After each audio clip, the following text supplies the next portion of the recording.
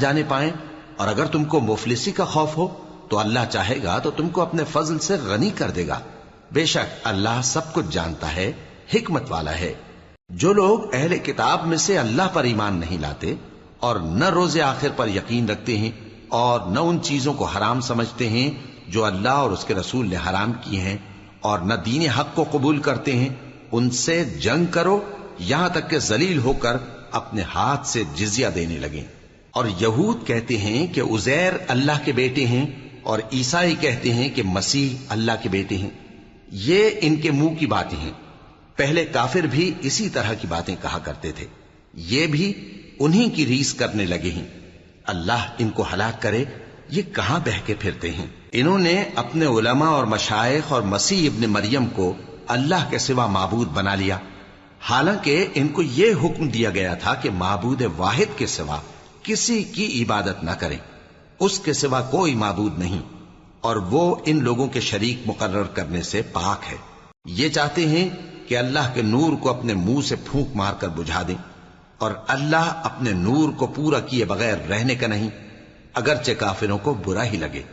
وہی تو ہے جس نے اپنے پیغمبر کو ہدایت اور دین حق دے کر بھیجا تاکہ اس دین کو دنیا کے تمام دینوں پر غالب کرے، اگرچہ کافر ناخوش ہی ہوں۔ مومنوں، اہل کتاب کے بہت سے عالم اور مشائخ لوگوں کا مال ناحق کھاتے اور ان کو اللہ کی راہ سے روکتے ہیں، اور جو لوگ سونا اور چاندی جمع کرتے ہیں اور اس کو اللہ کے راستے میں خرچ نہیں کرتے، ان کو اس دن کے عذاب علیم کی خبر سنا دو، جس دن وہ مال دوزخ کی آگ میں خوب گرم کیا جائے گا، پھر اس سے ان بخیلوں کی پیشانیاں اور پہلو اور پیٹھیں داغی جائیں گی، اور کہا جائے گا کہ یہ وہی ہے جو تم نے اپنے لیے جمع کیا تھا، سو جو تم جمع کرتے تھے اب اس کا مزہ چکھو۔ اللہ کے نزدیک مہینے گنتی میں 12 ہیں، اس روز سے کہ اس نے آسمان اور زمین کو پیدا کیا۔ اللہ کی کتاب میں سال کے 12 مہینے لکھے ہوئے ہیں، ان میں سے 4 مہینے ادب کے ہیں، یہی دین کا سیدھا رستہ ہے۔ تو ان مہینوں میں قتال ناحق سے اپنے آپ پر ظلم نہ کرنا، اور تم سب کے سب مشرکوں سے لڑو جیسے وہ سب کے سب تم سے لڑتے ہیں، اور جان رکھو کہ اللہ پرہیزگاروں کے ساتھ ہے۔ ادب کے کسی مہینے کو ہٹا کر آگے پیچھے کر دینا کفر میں بڑھ جانا ہے، اس سے کافر گمراہی میں پڑے رہتے ہیں۔ ایک سال تو اس کو حلال سمجھ لیتے ہیں اور دوسرے سال حرام، تاکہ ادب کے مہینوں کی جو اللہ نے مقرر کیے ہیں گنتی پوری کر لیں، اور جو اللہ نے منع کیا ہے اس کو جائز کر لیں۔ ان کے برے اعمال ان کو بھلے دکھائی دیتے ہیں، اور اللہ کافر لوگوں کو ہدایت نہیں دیا کرتا۔ مومنوں، تمہیں کیا ہوا ہے کہ جب تم سے کہا جاتا ہے کہ اللہ کی راہ میں جہاد کے لیے نکلو تو تم زمین سے چپکے جاتے ہو، یعنی گھروں سے نکلنا نہیں چاہتے؟ کیا تم آخرت کی نعمتوں کو چھوڑ کر دنیا کی زندگی پر خوش ہو بیٹھے ہو؟ سو دنیا کی زندگی کے فائدے تو آخرت کے مقابل بہت ہی کم ہیں۔ اگر تم نہ نکلو گے تو اللہ تم کو بڑی تکلیف کا عذاب دے گا، اور تمہاری جگہ اور لوگ پیدا کر دے گا، اور تم اس کو کچھ نقصان نہ پہنچا سکو گے، اور اللہ ہر چیز پر قدرت رکھتا ہے۔ اگر تم پیغمبر کی مدد نہ کرو گے تو اللہ ان کا مددگار ہے۔ وہ وقت تم کو یاد ہوگا جب ان کو کافروں نے گھر سے نکال دیا، اس وقت 2 ہی شخص تھے، جن میں ایک ابو بکر رضی اللہ تعالی عنہ تھے، دوسرے ہمارے پیغمبر صلی اللہ علیہ وآلہ وسلم۔ جب وہ دونوں غار ثور میں تھے، اس وقت پیغمبر اپنے رفیق کو تسلی دیتے تھے کہ غم نہ کرو، اللہ ہمارے ساتھ ہے۔ تو اللہ نے ان پر تسکین نازل فرمائی اور ان کو ایسے لشکروں سے مدد دی جو تم کو نظر نہیں آتے تھے، اور کافروں کی بات کو پست کر دیا۔ اور بات تو اللہ ہی کی بلند ہے، اور اللہ زبردست ہے، حکمت والا ہے۔ تم ہتھیار تھوڑے رکھتے ہو یا بہت، گھروں سے نکل آؤ اور اللہ کے راستے میں مال اور جان سے جہاد کرو، یہی تمہارے حق میں بہتر ہے، بشرطے کہ سمجھو۔ اگر مال غنیمت آسانی سے حاصل ہونے والا اور سفر بھی ہلکا ہوتا تو یہ تمہارے ساتھ شوق سے چل دیتے، لیکن مسافت ان کو دور دراز نظر آئی تو عذر کریں گے، اور اللہ کی قسمیں کھائیں گے کہ اگر ہم طاقت رکھتے تو آپ کے ساتھ ضرور نکل پڑتے۔ یہ اس طرح اپنے آپ کو ہلاک کر رہے ہیں، اور اللہ جانتا ہے کہ یہ جھوٹے ہیں۔ اللہ تمہیں معاف کرے، تم نے پیشتر اس کے کہ تم پر وہ لوگ بھی ظاہر ہو جاتے جو سچے ہیں اور وہ بھی تمہیں معلوم ہو جاتے جو جھوٹے ہیں، ان کو اجازت کیوں دی؟ جو لوگ اللہ پر اور روز آخر پر ایمان رکھتے ہیں وہ تو تم سے اجازت نہیں مانگتے کہ پیچھے رہ جائیں، بلکہ چاہتے ہیں کہ اپنے مال اور جان سے جہاد کریں، اور اللہ پرہیزگاروں سے واقف ہے۔ اجازت وہی لوگ مانگتے ہیں جو اللہ پر اور روز آخر پر ایمان نہیں رکھتے اور ان کے دل شک میں پڑے ہوئے ہیں، سو وہ اپنے شک میں ڈاواں ڈول ہو رہی ہیں، اور اگر وہ نکلنے کا ارادہ کرتے تو اس کے لیے سامان تیار کرتے، لیکن اللہ نے ان کا اٹھنا اور نکلنا پسند ہی نہ کیا تو ان کو ہلنے جلنے ہی نہ دیا، اور ان سے کہہ دیا گیا کہ جہاں معذور بیٹھے ہیں تم بھی ان کے ساتھ بیٹھے رہو۔ اگر وہ تم میں شامل ہو کر نکل بھی کھڑے ہوتے تو تمہارے درمیان شرارت کرتے اور تم میں فساد ڈلوانے کی غرض سے دوڑے دوڑے پھرتے، اور تم میں ان کے جاسوس بھی ہیں، اور اللہ ظالموں کو خوب جانتا ہے۔ یہ پہلے بھی طالب فساد رہے ہیں اور بہت سی باتوں میں تمہارے لیے الٹ پھیر کرتے رہے ہیں، یہاں تک کہ حق آ پہنچا اور اللہ کا حکم غالب ہوا اور وہ برا مانتے ہی رہ گئے۔ اور ان میں کوئی ایسا بھی ہے جو کہتا ہے کہ مجھے تو اجازت ہی دیجئے اور آفت میں نہ ڈالیے، دیکھو یہ آفت میں پڑ گئے ہیں اور دوزخ سب کافروں کو گھیرے ہوئے ہے۔ اے پیغمبر، اگر تم کو آسائش حاصل ہوتی ہے تو ان کو بری لگتی ہے، اور اگر تم پر کوئی مشکل آ پڑتی ہے تو کہتے ہیں کہ ہم نے اپنا کام پہلے ہی درست کر لیا تھا، اور خوشیاں مناتے لوٹ جاتی ہیں۔ کہہ دو کہ ہم کو کوئی مصیبت نہیں پہنچ سکتی بجز اس کے جو اللہ نے ہمارے لیے لکھ دی ہو، وہی ہمارا کارساز ہے، اور مومنوں کو تو اللہ ہی پر بھروسہ رکھنا چاہیے۔ کہہ دو کہ تم ہمارے حق میں دو بھلائیوں میں سے ایک کے منتظر ہو، اور ہم تمہارے حق میں اس بات کے منتظر ہیں کہ اللہ یا تو اپنے پاس سے تم پر کوئی عذاب نازل کرے یا ہمارے ہاتھوں سے تمہیں عذاب دلوائے، سو تم بھی انتظار کرو، ہم بھی تمہارے ساتھ انتظار کرتے ہیں۔ کہہ دو کہ تم مال خوشی سے خرچ کرو یا ناخوشی سے، تم سے ہرگز قبول نہیں کیا جائے گا، تم نافرمان لوگ ہو، اور ان کے خرچ کیے ہوئے مالوں کے قبول ہونے سے کوئی چیز مانے نہیں ہوتی سوائے اس کے کہ انہوں نے اللہ سے اور اس کے رسول سے کفر کیا، اور نماز کو آتے ہیں تو سست و کاہل ہو کر، اور خرچ کرتے ہیں تو ناخوشی سے، بس تم ان کے مال اور اولاد سے تعجب نہ کرنا۔ اللہ چاہتا ہے کہ ان چیزوں سے دنیا کی زندگی میں ان کو عذاب دے، اور جب ان کی جان نکلے تو اس وقت بھی یہ کافر ہی ہوں، اور اللہ کی قسمیں کھاتے ہیں کہ وہ تمہیں میں سے ہیں، حالانکہ وہ تم میں سے نہیں ہیں۔ اصل یہ ہے کہ وہ ڈرپوک لوگ ہیں۔ اگر ان کو کوئی بچاؤ کی جگہ جیسے قلعہ یا غار یا زمین کے اندر گھسنے کی جگہ مل جائے تو اسی طرف رسیاں توڑاتے ہوئے بھاگ جائیں، اور ان میں بعض ایسے بھی ہیں کہ تقسیم صدقات میں تم پر تانا زنی کرتے ہیں۔ اب اگر ان کو اس میں سے خاطر خواہ مل جائے تو خوش رہیں، اور اگر اس قدر نہ ملے تو جھٹ خفا ہو جائیں، اور اگر وہ اس پر خوش رہتے جو اللہ اور اس کے رسول نے ان کو دیا تھا، اور کہتے کہ ہمیں اللہ کافی ہے، اور اللہ اپنے فضل سے اور اس کے پیغمبر اپنی مہربانی سے ہمیں پھر دے دیں گے، اور ہمیں تو اللہ ہی کی رضا مطلوب ہے، تو ان کے حق میں بہتر ہوتا۔ صدقات یعنی زکوٰۃ و خیرات تو مفلسوں اور ناداروں اور کارکنان صدقات کا حق ہے، اور ان لوگوں کا جن کے دل جیتنا منظور ہے، اور غلاموں کے آزاد کرانے میں، اور قرض داروں کے قرض ادا کرنے میں، اور اللہ کی راہ میں، اور مسافروں کی مدد میں بھی یہ مال خرچ کرنا چاہیے۔ یہ مصارف اللہ کی طرف سے مقرر کر دیے گئے ہیں، اور اللہ جاننے والا ہے، حکمت والا ہے۔ اور ان میں بعض ایسے ہیں جو پیغمبر کو ایذا دیتے ہیں اور کہتے ہیں کہ یہ شخص نرا کان ہے۔ ان سے کہہ دو کہ وہ کان ہے تو تمہاری بھلائی کے لیے، وہ اللہ کا اور مومنوں کی بات کا یقین رکھتا ہے، اور جو لوگ تم میں ایمان لائے ہیں ان کے لیے رحمت ہے، اور جو لوگ اللہ کے رسول کو رنج پہنچاتے ہیں ان کے لیے عذاب علیم تیار ہے۔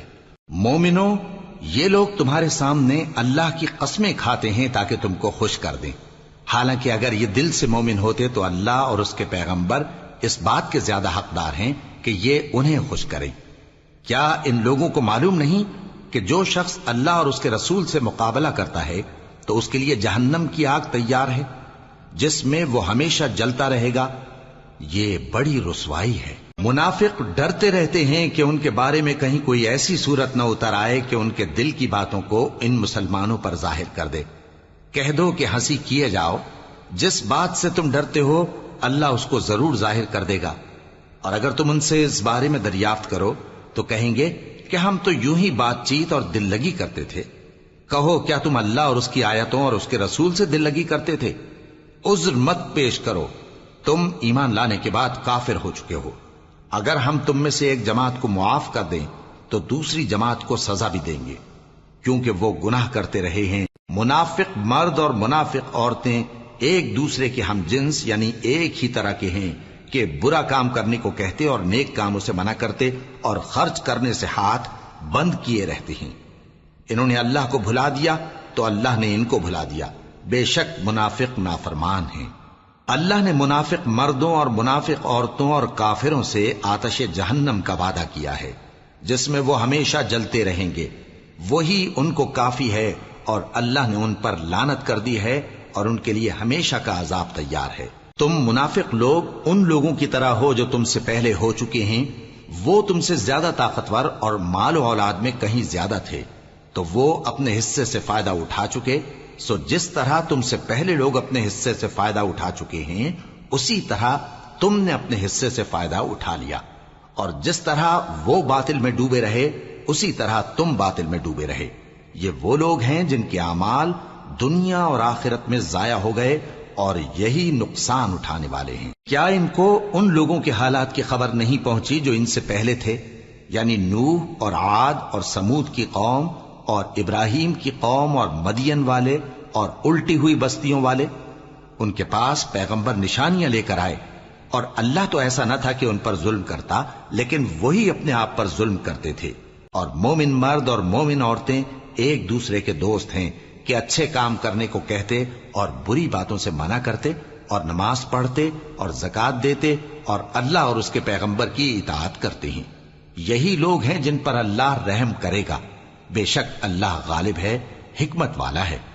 अल्लाह ने मोमिन मर्दों और मोमिन औरतों से बहिश्तों का वादा किया है जिनके नीचे नहरें बह रही हैं। वो उनमें हमेशा रहेंगे और अबदी बहिश्तों में नफीस मकानात का वादा किया है। और अल्लाह की रजामंदी तो सबसे बढ़कर नेमत है। यही बड़ी कामयाबी है। ए पैगंबर, काफिरों और मुनाफिकों से जिहाद करो और इन पर सख्ती करो, और इनका ठिकाना दोज़ख है और वो बुरी जगह है।